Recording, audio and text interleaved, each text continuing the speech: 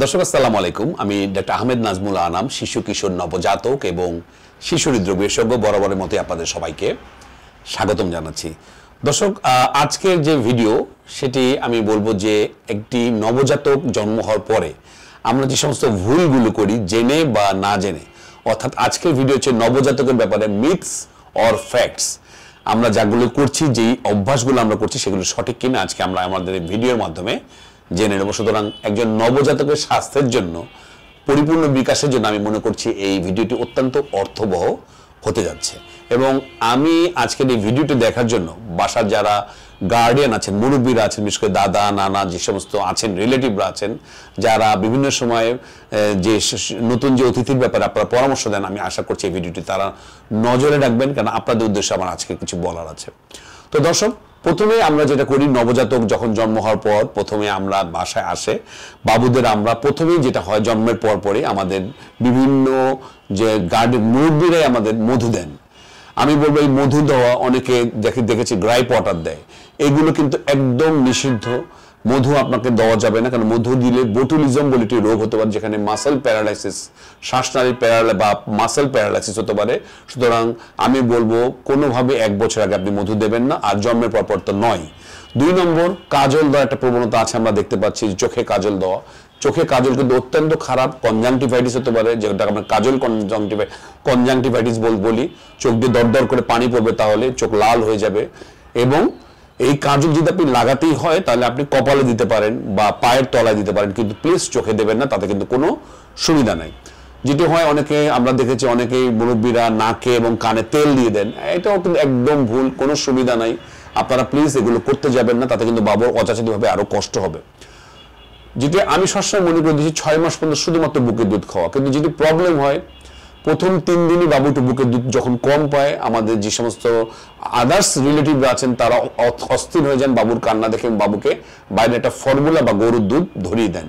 একদমই আমি প্রেগনেন্ট মাকে আমি অনুরোধ করবো, প্লিজ আপনার বাবুকে আপনি কোনোভাবেই কারো কথায় প্ররোচিত হয়ে আপনি বাইরের কোনো ফর্মুলা দেবেন না। 6 মাস পর্যন্ত শুধুমাত্র বুকের দুধ খাবেন।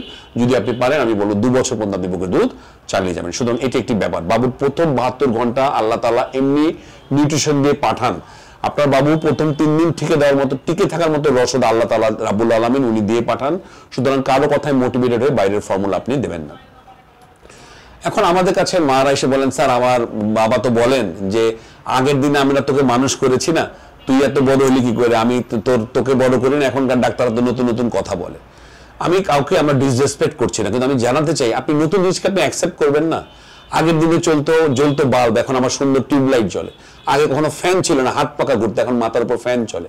আগে চলতো বাটন মোবাইল, এখন আপনি 4G 5G মোবাইল ইউজ করছেন। তাহলে কেন করছেন? আপনি সময়ের সাথে আপনি ভালো তথ্য আপনি নেবেন। তাহলে আমি বাসার মুরব্বীদের বলবো যে চেঞ্জিং কনসেপ্ট। হ্যাঁ, আপনার মনে যদি কোনো কনফিউশন থাকে আপনি আপনার ডাক্তারকে জিজ্ঞেস করুন, আপনার মনে প্রশ্ন উত্তর আপনি পেয়ে যাবেন। আরেকটা ভুল যেটা করে আমরা দেখেছি, যে মা, যে ব্রেস্ট ফিডিং মা, তাকে শুধুমাত্র বয়েল খাবার দেওয়া হয়, কোন রকম মিষ্টি টক বা এই ধরনের খাবার বলা হয় স্যার আমাকে তো নিষিদ্ধ করা হয়েছে। অ্যাবসলিউটলি ভুল। আপনি একদম ব্যালেন্স ডায়েট খাবেন, এবং আপনি পূর্ণাঙ্গ খাবার ব্যালেন্স ডায়েট খেলে কিন্তু আপনার বাবু পূর্ণাঙ্গ পুষ্টি পাবে। আরেকটি ব্যাপার যেটা হয়, মার একটু ঠান্ডা থাকলেই আমি দেখেছি মা বাসায় থেকে তাদের বলা হয় যে আপনি বুকের দুধ দিও না, বুকের দুধের মাধ্যমে ঠান্ডাটা যাবে। অ্যাবসলিউটলি রং। আপনার ঠান্ডা লাগার সাথে আপনার বাবুর ঠান্ডা লাগার কোনো সম্পর্ক নেই, এবং আপনার ঠান্ডার যে ভাইরাস বা ব্যাকটেরিয়া সেটি বুকের দুধের মাধ্যমে পাস হবে না। হ্যাঁ, আপনি সরাসরি হাঁচি কাশি দেবেন না, একটা মাস্ক ব্যবহার করুন, হাঁচি আসলে সাইডে মুখ ঘুরিয়ে হাঁচি দিন, কিন্তু আপনার বুকের দুধের সাথে ঠান্ডা যাওয়ার কোনো সম্পর্ক নাই। সুতরাং এই ব্যাপারে আপনাকে খেয়াল রাখতে হবে।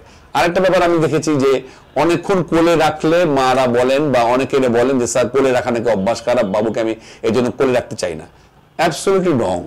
দেখুন, জন্তু জানোয়ারকে আল্লাহ তৈরি করেছেন, তারা জন্মের পরপরই হাঁটা শিখে যায়। আর আপনার বাবু, আমার বাবু হাঁটা শিখে 18 মাসে। তাহলে সে যতটা সময় আপনি তাকে বন্ডিং তৈরি করবেন আর কোলে রাখবেন, এর সাথে অভ্যাস হয়ে যাওয়া এগুলোর কোনো সম্পর্কই নাই। সুতরাং কোলে রাখলে কোনো সমস্যা নাই। আমি দেখেছি অনেকে বলেন যে আয়না দেখাতে নাই, আয়না দেখালে নাকি সমস্যা। আমি এই ধরনের কথা আমি দেখেছি বা শুনেছি। অ্যাবসলিউটলি রং। বরং আপনি বলবো টাইমে করার সময় আপনি আয়না দেখাবেন, বাবু নিজে যখন ছবি দেখবে তার মস্তিষ্কে স্টিমুলেশন হবে। সুতরাং এটি একটি ব্যাপার। তো দর্শক, আসলে আমরা ছোটখাটো অনেকগুলো ভুল আমরা করি। চুল কাটার ব্যাপারে আমি একটা ভিডিও বলেছি যে জন্মের পর বারবার টাক্কু করে দেওয়া, নাড়ুবেল করে দেওয়ার কোনো সুবিধা নাই। এই ভিডিওটি আপনারা দেখবেন। আর হ্যাঁ, অনেক মার আমাদের কাছে প্রশ্ন করেন, স্যার আমার বাবুদের পানি পছন্দ করে, তো গরমে আমি কিভাবে গোসল করাবো? আমি বলবো যে 1 ফুটের বেশি গভীরের কোনো পানিতে আপনার বাবুকে রাখবেন না, এবং গোসল করার সময় সবসময় আপনি পাশে থাকবেন, নাহলে কিন্তু যে পাশা বাথটাব বা বালতিতে কিন্তু অনেক বাবুর সাবমার্শন বা ডুবে যাওয়ার কিন্তু ঘটনা ঘটেছে। সুতরাং আমি বলবো এটা খেয়াল রাখবেন। দর্শক, আমি মনে করছি নবজাতকের ব্যাপারে এই খেয়ালগুলো আপনারা রাখবেন, তাহলে আপনার বাবু সুস্থ থাকবে। তো দর্শক, আজ এ পর্যন্তই। পরবর্তী নতুন কোনো টপিক নিয়ে আবারও হাজির হবো। সেই পর্যন্ত বরাবরের মতোই আল্লাহ হাফেজ।